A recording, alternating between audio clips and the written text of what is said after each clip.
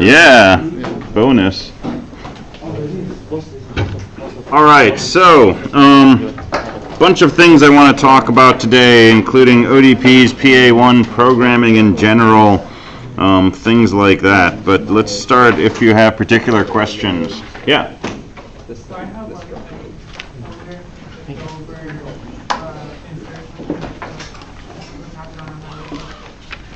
Sorry, go over the insert function. What? Just the insert function. Okay. All right, I will definitely get to that. Yes. Can I just confirm that the midterm is on February 8th? Whatever Canvas says, I actually have no idea. Actually, I probably have an idea. But it's whatever Canvas says. I don't think I wrote down the dates in my little book here. Oh, maybe I did. February 8th, I believe.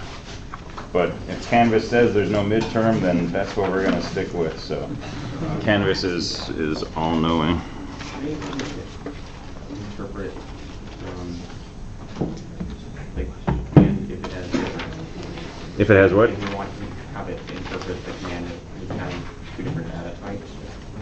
Like what? Like, for example, the character and then number. Mm-hmm. So you can do a %C, %D, and scanf. But I'm also going to talk about how to parse input also. That's on my list of things to go through today. But yeah, %C, %D would pick up any character followed by an integer. And if it does, then scanf would return 2 in that case.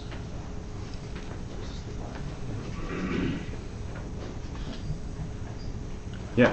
Just to refresh my memory, the ampersand, does it list the address of whatever variable? it's Correct. set to? Ampersand gives you the address. Does it include pointers?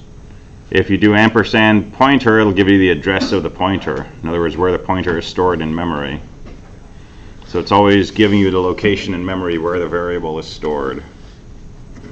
And star goes the other direction. Star blah tells you what's in memory at location blah.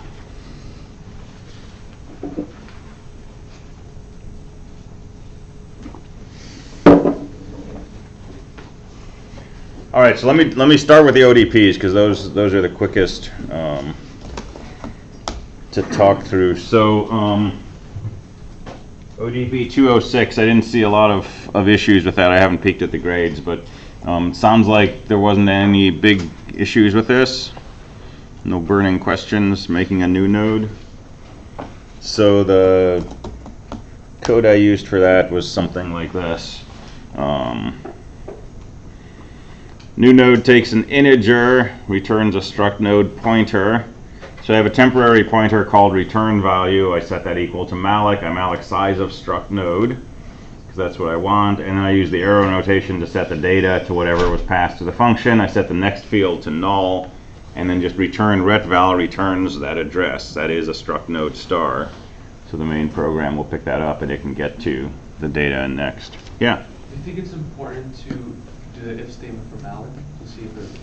Yes. So I had full confidence that malloc would not fail in this, so that was fine. But if you're doing anything where you actually care about success of the program, right after we do malloc, we should definitely say if retval equals null, do something.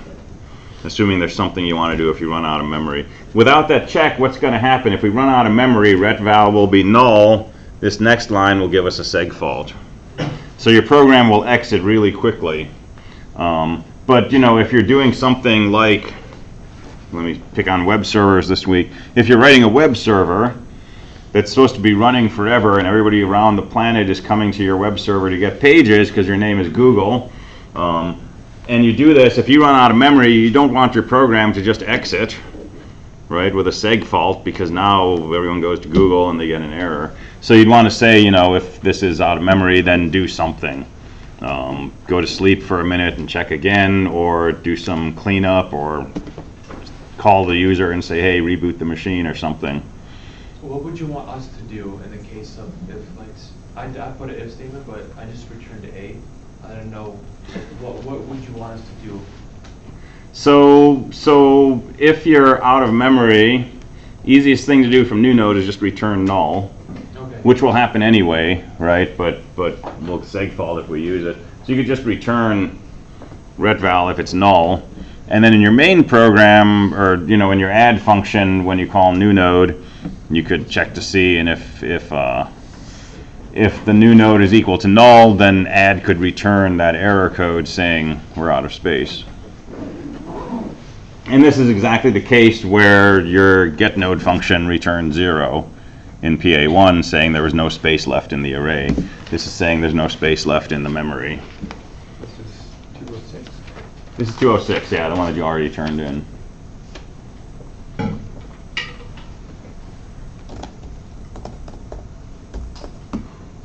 So 207, which is due tomorrow, and this is your last ODP for the week until like Tuesday morning.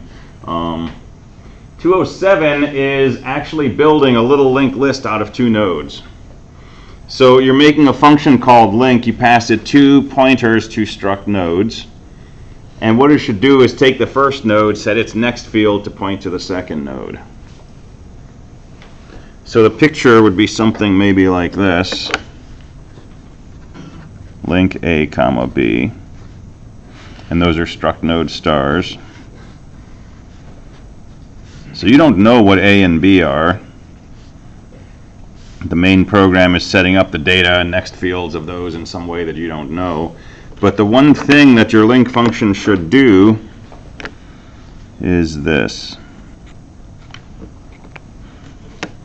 So it's to change A's next field so that it points to B. Now it's one line of code to do that, but it's got to be the right line of code. There's an infinite number of single lines of code you could write. So what's the right way to do this? Well, B is a struct node star. So if I just say B, that's the address of the node. And in our struct node, that next field is supposed to be a pointer to a struct node. That's supposed to be the address of a struct node. So if it feels like what I want to do is set this equal to B, that's exactly right. And this is where the pictures and the code and the intuition can start to fight each other, because this kind of feels like I'm taking this box and shoving it into this little box over here. And that's not what's happening, right? B is a pointer. But we're just talking about B as if it's the node. So there's some internalization that has to take place. But this field over here, this is, since A is a pointer, the thing that A points to, it's the next field. And we have a shorthand for this, which is just A arrow next. So A arrow next is actually this block. So play with that, write some code, assess it. If it's not looking right,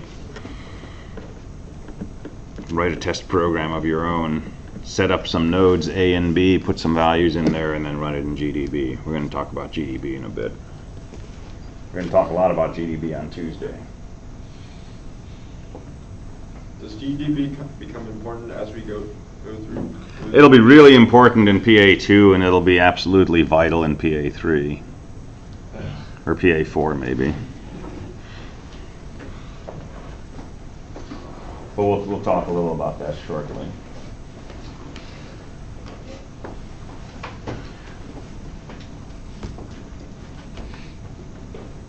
All right, let me make some comments on PA1 since it's due tomorrow. First comment, I want you to try to stick as closely as possible to what's described in here. So for example, second page talks about the main program. The first thing your program should do is initialize an empty list. Next, the program should prompt the user for input using the prompt greater than sign. So when I run your program, the only thing I should see is a greater than sign. And it should sit there and it should wait for me to type something. I would like you not to print out a welcome message. Don't print out a list of instructions. Don't clear the screen. Run the program. All it should do is print out a greater than sign.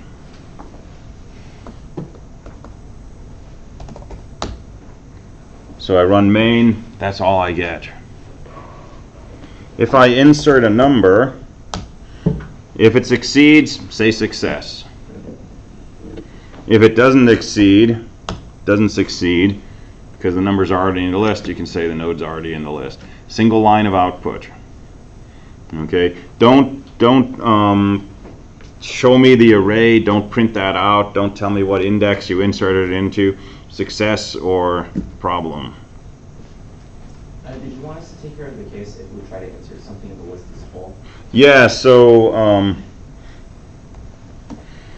if the list is full, you can say out of space. If it's already in the list, node already in list, otherwise success. If you search for something, you say found or not found. So search for a 7, it's found. Search for a 77, it's not found. Single line of output back to the prompt. Okay, I want to see nice and clean interface like this. While you're developing, it's useful to put in all kinds of other information. It's useful sometimes to print the entire array or the first 10 elements of the array, so that as you do this, you can see how it updates, right? That's great for developing and debugging. But when you're ready to submit, make a copy of your program, comment all of that stuff out. Okay, make it clean. I would keep the original so that you can go back to it and do further testing, but keep the interface clean. Delete a node, not found. Delete a node that's in there, success. Same thing. And when you print, single line of output, data values of each node with a space in between. If there's nothing in the list and I say P, I just get an empty line. Can you show your help?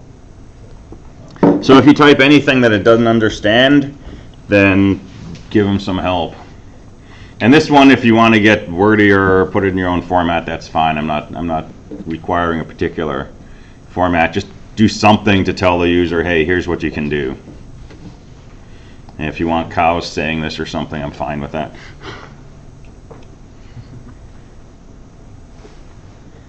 All right, does that make sense? Okay, along those lines, make sure that things like add, search, delete don't actually print anything themselves. Okay, there's nothing in the description of the add function that says that it should print something. Okay, it should add a node to the list, it should return a 1 or a 0. So where do you print success or node already in list? Do that in your main program. Call your add function, check the return value, it's returning an int, check that. If it's equal to 1, print success. If it's equal to 0, no, not successful. So if you want to check out of space, you can return a 2, but you can just return a 0 and say not successful. I'm not going to run out of space in your array, so.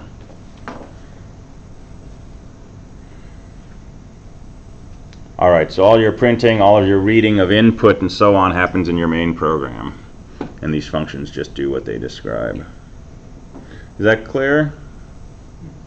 All right, cool.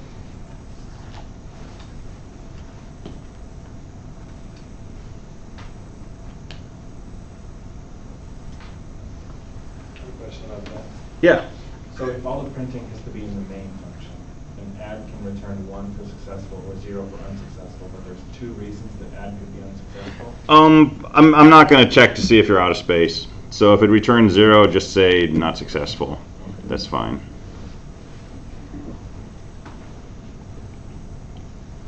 If you want to be fancier, you could return a 2 for out of space or something, but I'm not checking that case, so. So how am I going to test your code, right? I'm going to start off, I'm going to run your program, I'm going to say print when there's nothing in the list, when I haven't done anything. It should not segfault in that case, okay? It should just print nothing. I'll insert a node, I'll print. I'll insert a node that's bigger, I'll print. I'll insert a node that's smaller, and I'll print. So first I'll get one node, and then I'll see 2, and then I'll see 3, and they should be in the correct order, regardless of the order that I inserted them in. And then I'll probably insert a bunch of nodes and make sure that it prints after like 5 or 6 nodes are added. And then I'll delete a node in the middle and print. I'll delete the first node and print. I'll delete the last node and print. Okay, working on those edge cases. And then I'll search for a node that's in there. I'll search for the first node, I'll search for the last node, then I'll search for a node that's not in there. And then I'll search for a node that I deleted. And then I'll try to insert a node that's already in there. And I'll try to insert a node that's already the first and that's already the last. And things like that. I don't have a script worked out, but all the possible different types of things that I could do. Delete a node that's already been deleted. Reinsert a node that's been deleted. Delete the first node and try to reinsert it. Delete the last node and try to reinsert it. Just really kind of exercising all the possible scenarios, right? Now I'm not going to, put 15 nodes in the middle and delete each one and see if it actually deletes. Because if it deletes one node in the middle, I'm going to believe your delete function works.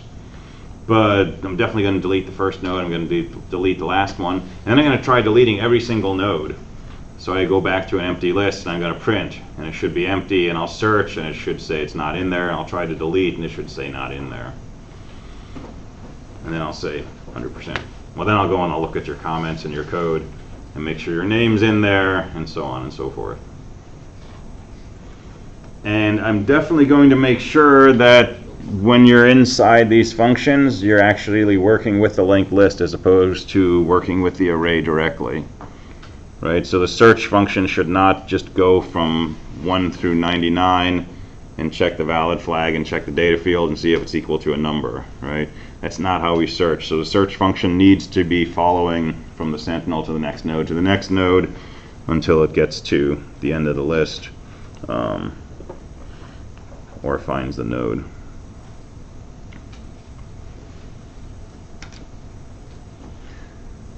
All right, so let me talk about programming.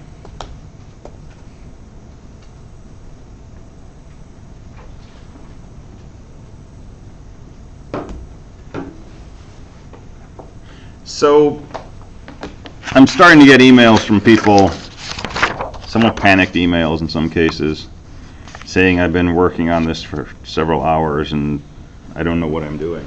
And if that's your situation, you're not alone, okay? There's other people having a similar experience. I had that experience a lot when I was in school. Sometimes I still have that experience. It happens. Doing these programs is really about the process. Okay, I don't know what the percentage was. I haven't looked at the assessment I set up. What's the percentage I gave for program assignments? I don't know. It's like 15 or 20%, something like that. You've got 5 programming assignments. Let's say it's 20% of your grade. So each assignment is 4% of your grade. If you make a real effort and you get something working and you turn that in on time, right, you're probably going to get at least 50 points out of 100, possibly more. So worst case, you're working on the stuff, you can't get it to work, throw it in a tar file, submit it to Canvas before the deadline. You might lose 2 points at the end of the quarter. So if you were heading for an 85, you end up with an 83. It's not a make or break thing, okay? It's not going to cause you to change your career, spend another year at Clark, etc. It's a couple of points. The real important point of doing these assignments is, one, in this case, learning about linked lists. And I feel like people have already gotten that, right? I think we're fairly comfortable, as comfortable as I'd like you to be at this point with the idea of this is a node, it points to that node. To put something in between, I change that pointer, and so on, right? So figuring out linked lists, figuring out how to take a linked list and manipulate it. What are the algorithms, right? But then taking those algorithms and converting them, in this case, into C to implement a linked list in an array. That's almost the least important part of the whole assignment. It's the part that the whole grade hinges on, unfortunately. But it's not the most important part. Okay? A more important part is the process of trying to get that to work. I run my code and it seg faults, or it prints my first number over and over and over again, or it prints my first 2 numbers over and over, or it prints everything except my last number. What do I do? figuring out how to go into your code and analyze it to understand why something is happening, that's a really important part. Okay, that's the art of debugging. And you really want to get good at debugging in this course. And not to be smarmy about it, but in some sense, when you have a problem like that your code's not working correctly, that's an opportunity to learn something. And if it's a really subtle bug that's really bugging you and you pound on it for 10 hours and you can't find it, that's a golden opportunity, right? Because when you find that bug, it's going to be not just a light bulb, it's going to be an explosion in your head. And it's going to change the way that you think about some fundamental concept, and it's going to make you a much better programmer the next day. And that's a really important part of doing these assignments. So if you're feeling like, you've got less than 24 hours left to finish this, and I'm starting to understand this, and maybe I can get the print function to work by tomorrow, but there's no way I can write all these other functions, right? Try not to panic over that. Okay? Any step forward that you make is progress. If you're increasing your understanding, if you're getting better at debugging, you're making progress in the ways that are most important. And if you get to 8 o'clock, well, to 7:30, or 7 or 5 a.m. or something, and you submit an incomplete version of PA1, that's okay. It's not a failure. Okay? And maybe over the weekend, we got a 3-day weekend, you get more relaxed about it and you figure out how to make this thing work, right? That's still great. Because once PA1 is making perfect sense to you, or close to perfect sense, and you've got it working, PA2 is really, really easy. Okay, PA2, we're doing the same things we do in PA1, but we're implementing them differently. And getting PA1 done, even if it's after the deadline, is going to help you a lot with PA2. So if you're struggling, if things aren't clicking the way you'd like them to, right? Don't try not to get too discouraged by that, and just keep trying to move forward, make progress, and talk to me, right? I'm probably not going to be around much tonight, unfortunately, but going forward in general, discussions on Canvas, come and find me in my office. So I'm probably going to start making myself available at 8 o'clock in the morning, 3 days a week, if I get requests. I'm not going to come in regularly, but if you've got a class at 9 and you can't meet me at 9 and you want to go through code or something like that, you can send me an email and say, can we meet, tomorrow at 8 or Wednesday at 8 or something like that. I'm willing to come in. Okay, so I'm going to do that for a while. But you got to shoot me a note and let me know. Otherwise, I won't.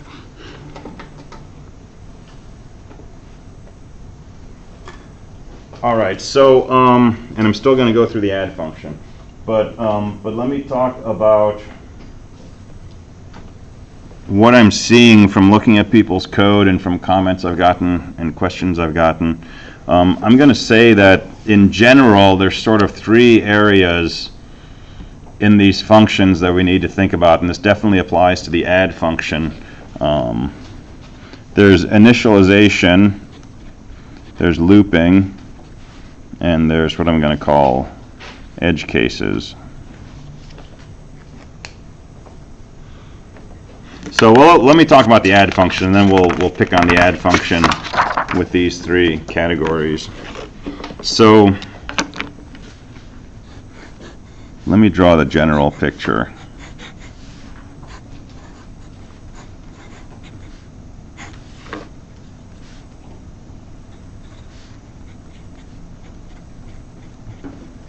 So let's say this is your list, 5, 10, and 15. And there's a sentinel in the beginning.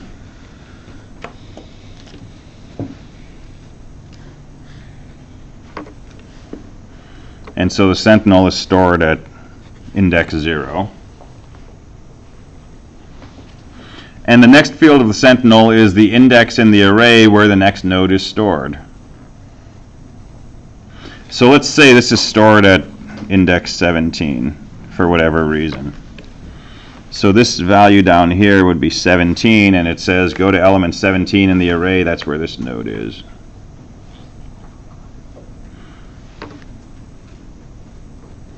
And let's say this 10 is stored at index 1. And so the next field of this node would be a 1. And let's say the 15 is stored at index 3, so this number would be a 3, and the my_null is going to be a -1.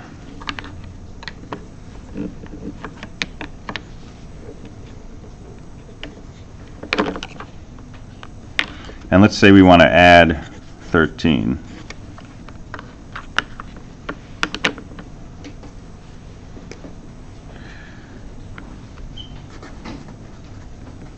So we're going to use a pair of pointers, and the pointers are just going to be integers, and they're going to point to a prior node and a current node. And the idea is the current node is the node we're going to want to insert right before. So we're going to move through the list and find the first node whose data value is bigger than 13. And when we find that node, we want to insert the 13 right before. So to start this off, I'm going to set previous to 0 because that's the address of the sentinel. And I'm going to set current equal to the next field of that previous node. So LL bracket previous is this node. The next field is going to be the 17. So this will be 17. And the picture is this is previous. This is current.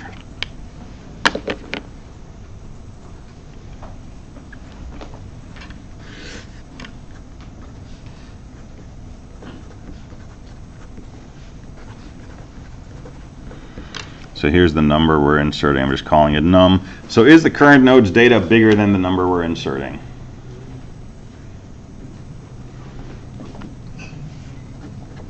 If it's not, got to go further down the list.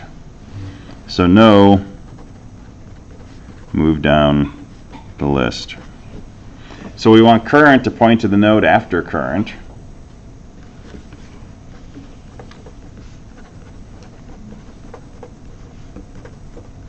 So current is LL bracket current dot next. Right? Current is 17, LL 17 is this node. The next field is equal to 1. This changes current to 1, which means now current is pointing to this node. Exactly the same thing for previous. Previous is LL previous dot next. So previous is equal to 0. LL previous is this node. The next field is 17. So that's going to be 17, which means previous is this node right here. And the question we're asking is, should we insert right before current? That's the purpose of this loop. NO. Is current bigger than data? No. Bigger than num? No. So we do this, and then we're going to go back up and ask this question again. So is the current node's data bigger than num? No, 10 is not bigger than 13. We're going to do the same thing. We're going to change current to the thing it's pointing to, which is a 3. So current is here. We can change previous to the thing previous is pointing to, that's a 1. So previous is here. And we come back up to the top of the loop and we ask the same question again. Is the current node's data bigger than the thing we're inserting? Current node's data is 15. That is bigger. So if it's not, we do all of that. But if it is, then we insert between previous and current. And how do we do that? Make a new node. So call it temp. Set the data equal to the number you're inserting. And now set previous next to point to temp, and set temp next to point to current. And that's 2 assignment statements. So LL bracket previous dot next equals temp, and temp LL bracket temp dot next equals current. and temp came from your new node function. So it's an index of a new element, so maybe that's, index 2 or something. So temp would be equal to 2. So we're going to change this to a 2, and we're going to set this equal to a 3. And you got a nice linked list. Sentinel points to this node. 1 says 10 comes next. 2 says 13 comes next. 3 says 15 comes next. So we've broken this and send it over here, and this goes over here. So here's the thing. There's 3 pieces to this. Initialization is how do we start this whole process. So in this case, I started it by setting previous equal to 0 and current equal to the previous's next field. And I did that because previous and current are integers for me. And I'm thinking of current and previous as sandwiching the spot where I want to insert. There's other ways you could do this. So some people are making previous and current actual struct nodes, and that's fine. You could do current and next. You could do something else. But you want to understand what your variables mean. Right? What does it mean when I say this is the current node? Well, it means I'm checking to see should I insert right before here. Okay, that's the essence of current in here. So how do you start this off? And that's really important because when you test this, you're starting with an empty list. And so you've got to be starting it correctly. And if you insert a 5 and you insert a 7 and then you try to insert a 4, but it always comes in after the first node, you're not starting in the correct spot. You're probably starting one spot too far down in your list. Or if you build a list like 4, 5, 7 and you search for a 4 and it never finds it, you're starting one spot too far down. Or if you search for a 42 and that's the value in your Sentinel and it says it's found, you're starting one spot too early.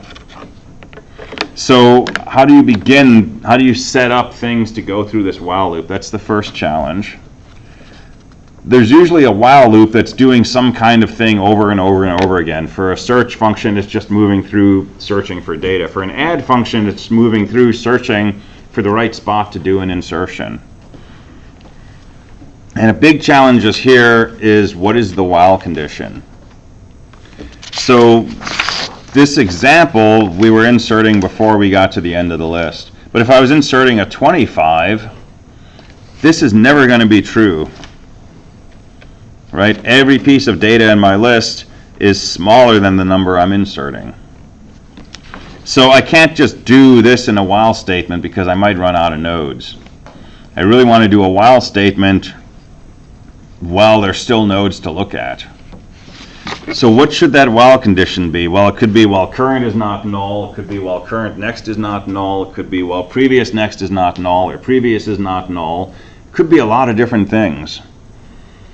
And there's no one version of that that's correct or incorrect. It depends on what you're doing with these variables. So you've got to draw pictures, draw a simple list with, say, 2 nodes and a Sentinel, insert something bigger, and see what happens when you fall off the end of the list. What is previous, what is current? And does that make sense with your understanding of those variables? And then try to write a while condition that catches that state. So for me, if I'm adding 25, I'm going to move down this list one spot more, and current is going to be -1, and previous is going to be 3, the index of this node. And that's where I know I've gone off the end of the list. I have to insert at the end. So that tells me I probably want to do a while loop until current is equal to -1. So while current is not my null. And that's the code we've been using when I do this up here. And then what's the edge case? Normally we're doing something inside that while loop. We're inserting a node. We're deleting a node. We're returning a 1 saying we found a node. What happens if we come out of that while loop? What happens if this while condition fires? and it's kicking us out of the loop, what do we do next? Well, in the add function, we know that if we get to the end of the list and we haven't found the right place to add, we have to add to the end of the list. So how should I do that? Well, I can't insert before current because current is -1, but I can insert after previous because previous is now pointing to the end of the list. So now I would write some code that says make a new node, set the previous next to point to that new node, and set the new node's next to be null. And that would take care of my edge. And then make a list with a couple of nodes, try to insert something, and see what it does. So the other piece of this is playing computer, pretending you're the computer. And when you have an algorithm, right, do what we're doing up here. Make a picture of this, write down what the value of previous is, what the value of current is, and go through each step of your algorithm and update what's going on with your variables. And make sure that it's doing what you want it to do. Now you can do that at the pseudocode level, and then at that point you take this and you turn it into C, and hopefully you run it and it works.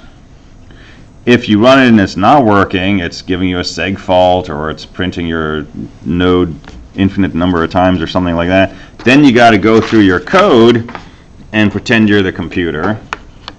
So clean sheet of paper, write down all your variables. When you say current equals this, look at your LL array, which you've drawn a picture of. Look at the value of current, find that element, look at the next field. Oh, that's equal to a 3. Okay, set current equal to 3. And so on. And if you do that faithfully, you will find a spot where the program is doing exactly where your analysis is doing exactly what the program's doing. And you're going to say, oh, now I'm trying to access array element -1. Okay, that's a problem. That's a seg fault. And the trickiest part of that is turning off your brain, right? You need to be as unthinking as a computer. So if I look at this and I say, oh yeah, okay, so I move current here and I move previous here, I'm not debugging my code. I have to forget that the purpose of these two functions is to move current down and move previous down, and I have to actually look at what this is saying and pretend somebody else wrote this. Okay, current is equal to 1, LL1 is this, LL1 next is that. Okay, I set current equal to that. And if it turns out to be the next node, hey, that's great.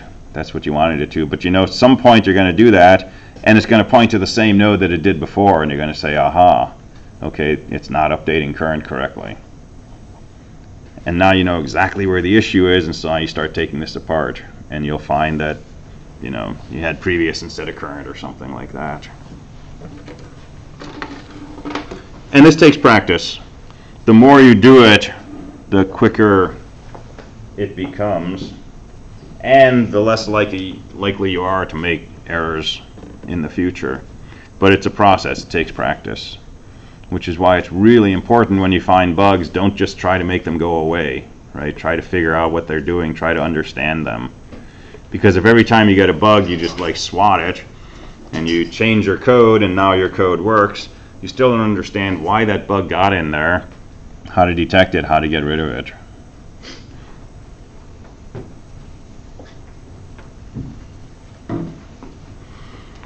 All right, does that make sense? Somewhat helpful, hopefully. It's some themes we'll come back to throughout this. But like I say, PA1 is really doing the heavy lifting of PA2 also.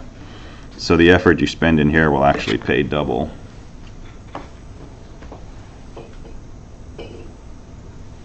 All right, so let's talk about processing input, because this is the other thing that people seem to be running into trouble with. And it's possible you've spent all your time working on add and search and delete and print, and you're just now starting to write your main program, and that can be its own set of challenges, especially if you didn't take 224.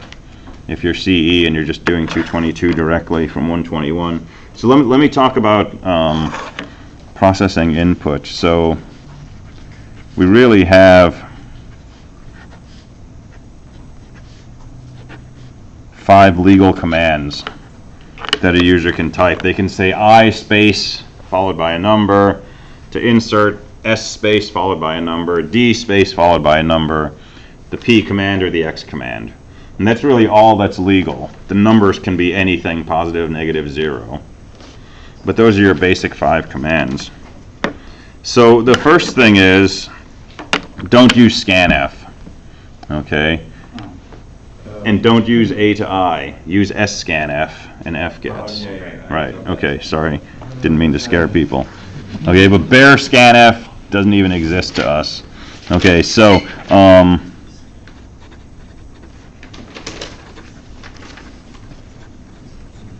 right, character array that you're going to use to store whatever the user typed.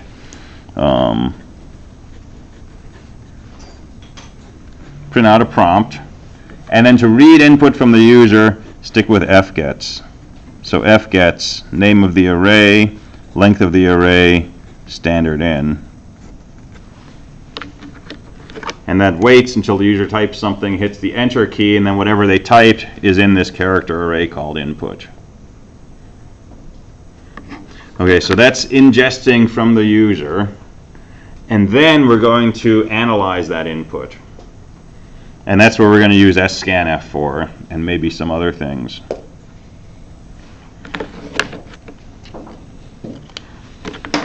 All right, so there's 2 types of input we might want to analyze. We might be looking for, say, an I followed by a number.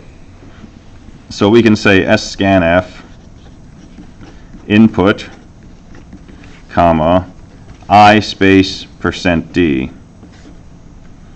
And this says, does input consist of an I followed by a number?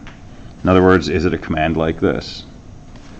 And if it is in that form, scanf will convert the number part into an actual integer, and it will store it into a variable whose address you pass.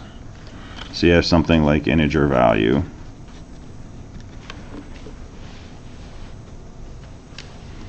But the question is, how do you know whether it did that conversion or not? How do you know if it found an I followed by a number, or if this wasn't an I, or if it was I followed by ha-ha, or if it was just I by itself? How do we know whether it found this pattern? And the only, yes? You could use an if statement or register into a binary variable and check in the if statement, because scanf converts all the things it successfully converted. Okay, how do you know if it converted them? It gets a 1. Yeah, so look at the return value from scanf. See if it gives you back a 1. And that's really the only way to tell. We can't really tell by looking at the value of this variable. Because if this variable ends up being 0, it could be that it didn't get set, or it could be the person said I0. There's no magic number we can use to tell whether or not value got converted. So you got to check the return value from scanf. So if 1 equals scanf all of this, then we know that we got an input command. So you can call add with the value and so on and so forth. Yeah? Could you get rid of the 1 equals and just say if scanf? No. No? Make sure it's equal to 1. Because in some cases it'll return -1, and that would register as true also. Okay, so do all of this stuff. Else, well, if it's not an I command, maybe it's an S command. If 1 equals scanf s%d, right, and so on and so forth. Or maybe it's a D, so do an scanf with d%d. Shouldn't you technically be able to do with their own if statements for each of the commands? Yes, you don't really need the if. You don't need the else either? You don't need the else either. Yeah, you need the if, you don't need the else if. So I could just say if.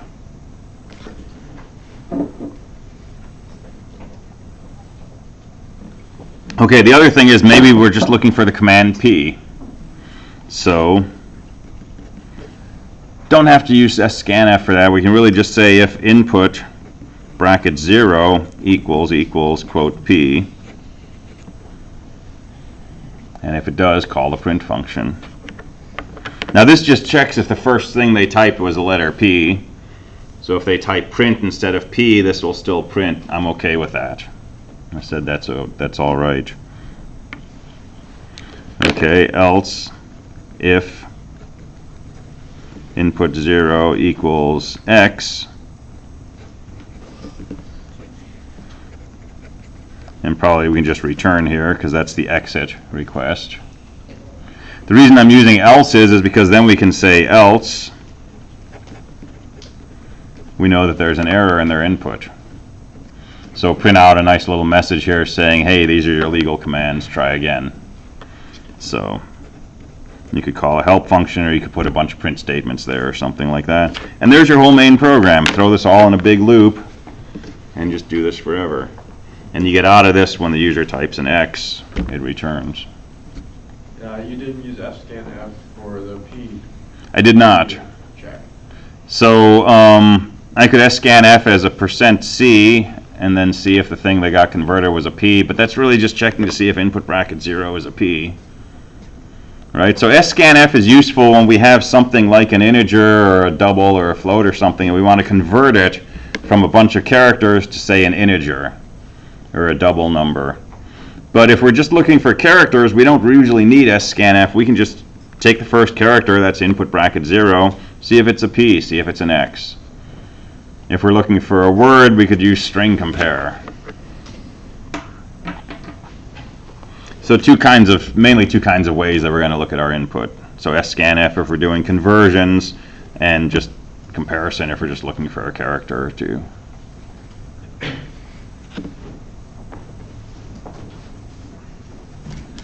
All right, so tomorrow we will go through PA2. We'll talk about all the details and specifics of that. We'll refresh on the ODP that Joe's turning in tomorrow morning, and then we'll probably spend most of the class in GDB talking about how we can look at linked lists in memory and playing around with some C syntax and stuff like that. So I'll go over PA1 code next week, Tuesday when we come back, rather than tomorrow.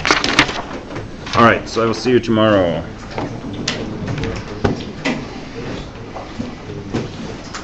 For this ODP, this is the ODP 207.